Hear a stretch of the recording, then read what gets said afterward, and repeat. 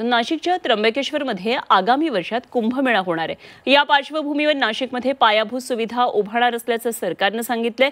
मात्र प्रत्यक्षात इथल्या रस्त्यांची अवस्था अत्यंत भीषण आहे।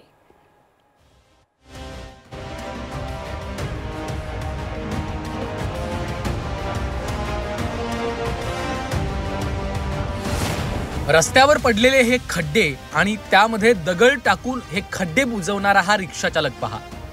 हा कुठे आपल्या घरचा रस्ता अथवा आपल्या अंगणातील दुरुस्ती करत नाहीये, तर चक्क नाशिक त्र्यंबकेश्वर रस्त्यावर पडलेल्या मोठ्या खड्ड्यांमध्ये दगड टाकून लोकांचा जीव वाचवण्याचा प्रयत्न करतोय।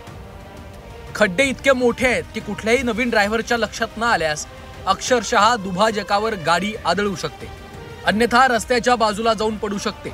हे बघून त्यानं स्वतः आजूबाजूच्या परिसरातले दगड आणून खड्डे बुजवण्याचं काम स्वतःहून सुरू। मी प्राण सांगण्याचं काम केलेलं आहे जिल्हा संघटक म्हणून।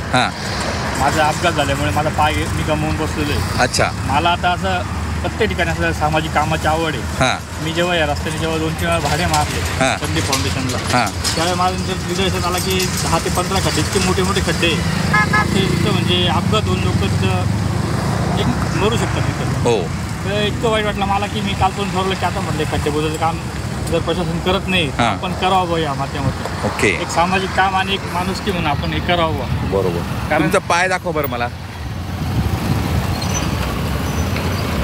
आपण बघू शकतोय की त्यांचा अपघातामध्येच पाय या ठिकाणी गेलेला आहे आणि दुसरा पाय म्हणजे डुप्लिकेट पाय लावून म्हणजे आपण त्याला म्हणूया एक सपोर्ट त्यांनी घेतलेला आहे। मात्र असं असतानाही आपल्या या रिक्षामध्ये हे सगळे दगड वेगवेगळ्या ठिकाणून आणतात आणि जे मोठे मोठे खड्डे आहेत ज्याच्यातून लोकांचे जीव जाऊ शकतात असं वाचवण्याचा प्रयत्न हा या ठिकाणी केला जातोय।